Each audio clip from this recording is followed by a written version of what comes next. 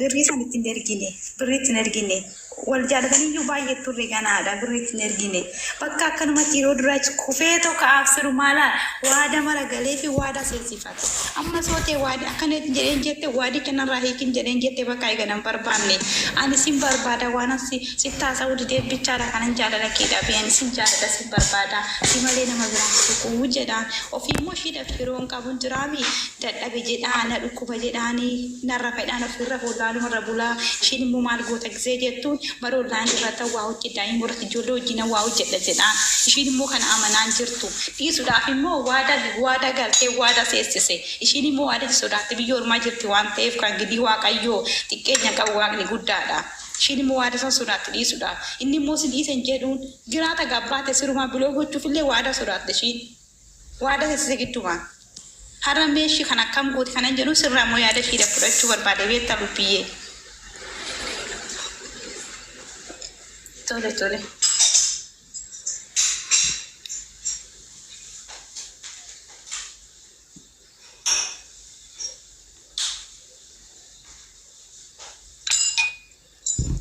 Waada namatti jettu waada afaaniiti moo waada waan akkamiiti waadichi seeraan naa ibsume.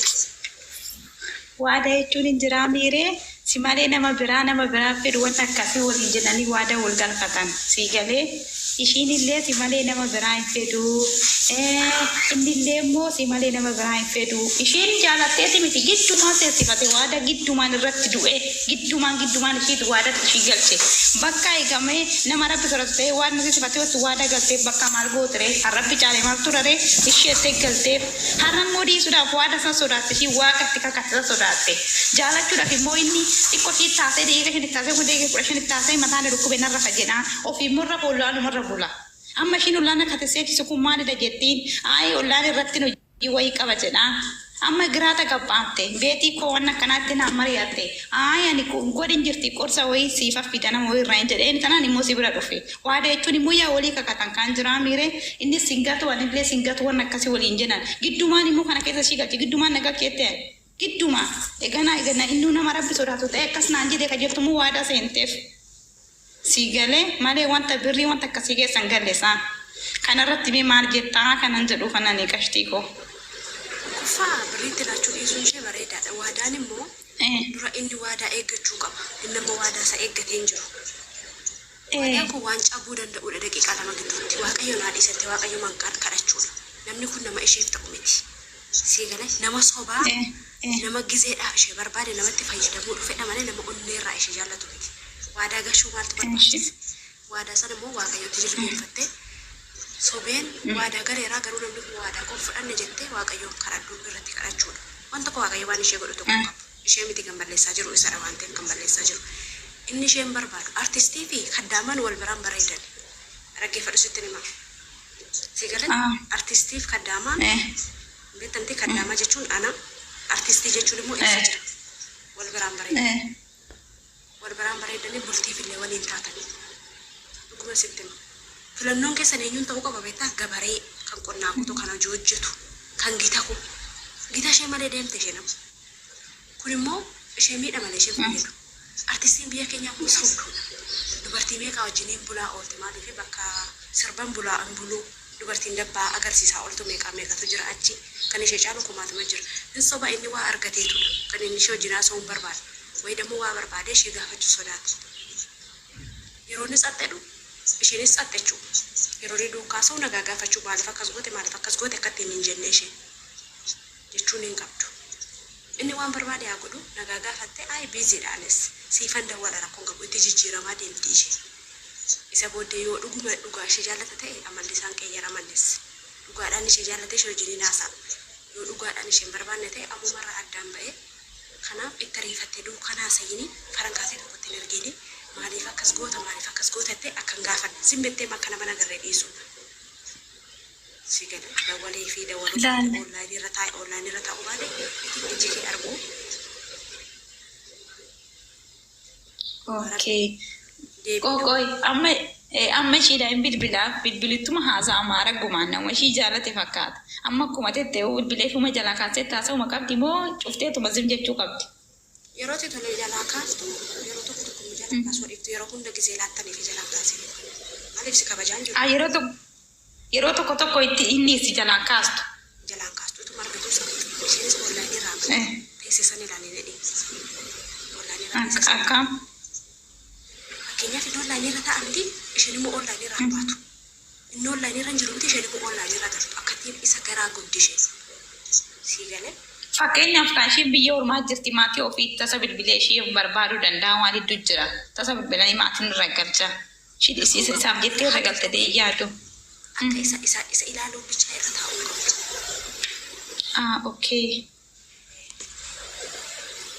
Okay. Sirriitti naaf galee jira. Yoo bakka bilbileefis immoo yeroo tole jalaa kaastee yeroo tokko jalaa badaatuma ishiinis filuma shillaa goote jechuudha. Hin galaa fi hawaata.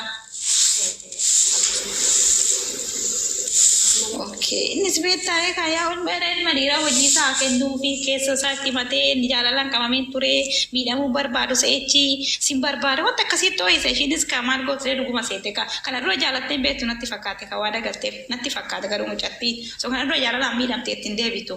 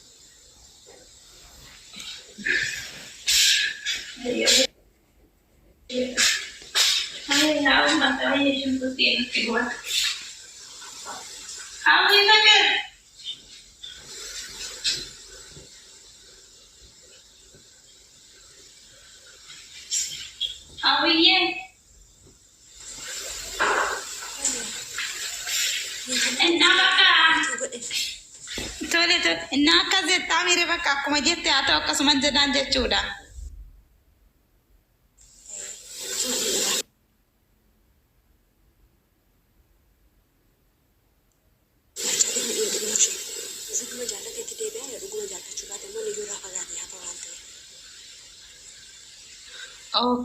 Amma bakka akkasuma jedhaan waa danaafis immoo waaqayyoon beeka dhuguma jilbeeffattee dhiifamaa ga'a.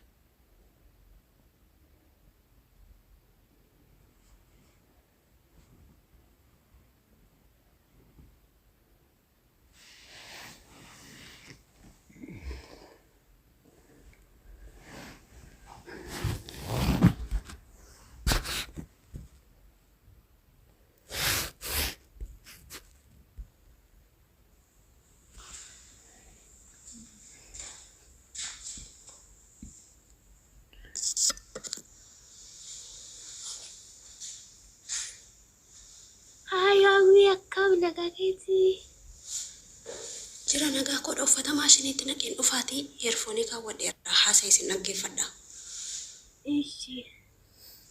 Nageecha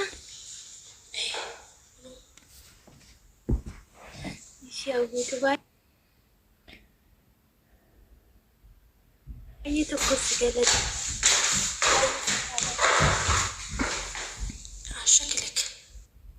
Baay'ee sirraa baree baay'ee si galateeffadha. Duraanii baay'ee tokkoof gate waan hunda shurrubbaa keerree ilaalee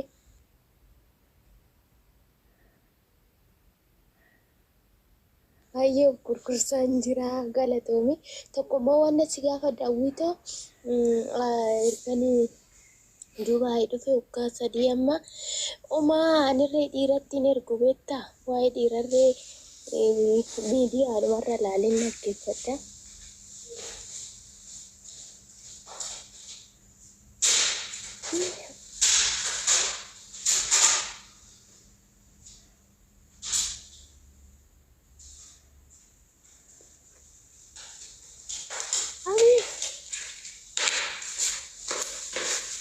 Aseensi dhaggeeffachaa jira heerfoonii qaba bara.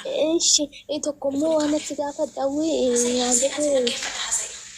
ishi birrii namatti irreen ergu beeksisuma afanii narra kadhi akkuma godhe wayyaa sin jedhamee natti kana waan mircaasa.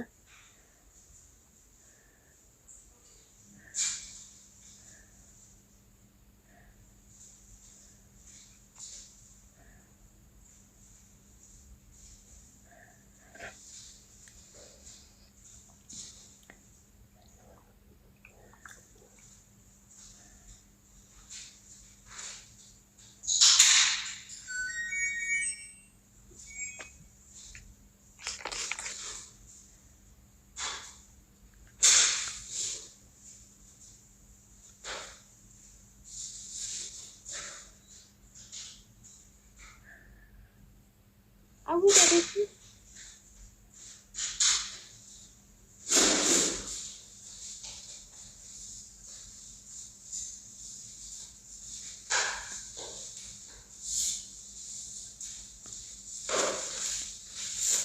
ada jauh.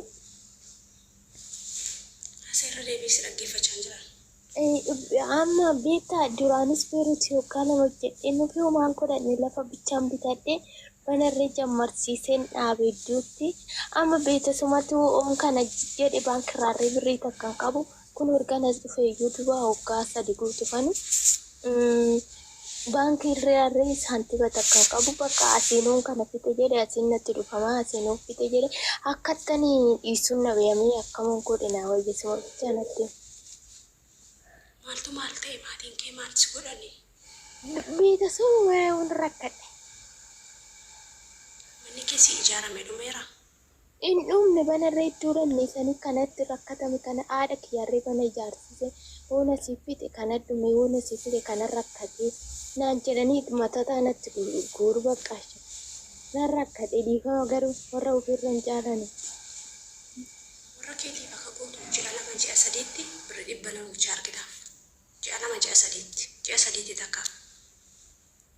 Kanarraa hafe immoo asii imbaasii dhattee buukii baafatta kan kee birrii kee kanarra guuttattu manichi yeroo galtu fixatta rakkoon qabaataa olis ni ijaaree. Baankii ishii akkamitti baasii baankii baafadha isa bichaa meenaa qulqulleetti. Paaspoortiin keessi harka jira. Maadaamitu harka jira. Rakkoon qabu footoo gurrii tokko ka'iitii imbaasii nageessi jedheen paaspoortii koo fudhadheen naqadheen imbaasii. Isaa sikirin qabu nageechiti. Bakka si geessu miti isaaniitti footoo gurrii 2 fi imbaasiitti himtee birrii kan kooti buukirra kaachuun barbaada buukii naa baasaa ittanii. Ishi. Isa booddee ati hojjettee birrii kee akkaawuntiin baankichaa si harka jira miti isuma irratti guutta. Gaafa galtu irratti galmeessifatta rakkoon qabu. Ishi ani mee cufaawwitu waan asii gaafadhu silkii koo cufadhee sim jedhee bakka ukkaamamee haa jiraatan isaa jiraata. Laalaa injufatee nagaa gaafadhu duukaa haasa'ee waan biraa garuu duukaa baay'ifteen haasa'een darbii birrii kennee ji'a 3 ji'a 2 takka birrii ergii waaqayyoon jaallatu haadha kee oduutee dhabuu dandeessa waan ta'eef. Dhiibama dhabanii mootii dhiibanii moota maatii koos dhabanii mootii waan qotataan hundumaa qabu bakka sababa manatti guuru waan numantaan irratti kun bade sun bade. Sa'aatii 24 dukkaana isaanii wajjin hojii irra hin jira minaamin jedhee nagaa gaafadhu irraa cufe torbeetti faata akka dawwaliif zimmettee dukkaana isaanii guyyaa guyyaatti. Awwi anamma baankii gaafadhu naan jette kana sirriitti naa qulqulleechi. Yeroota keetiin footoo gurdii na kaasaa ittaanii footoo kophee barbaadattaanii. Jarruu na kaasumu maati. Isa booddee imbaasii nageessaa ittaanii isaanii imbaasii Itoophiyaa. Imbaasii Itoophiyaa si geessu miti birrii koo buukirra kaawwachuun barbaada itti isaaniitti himtaa isaan immoo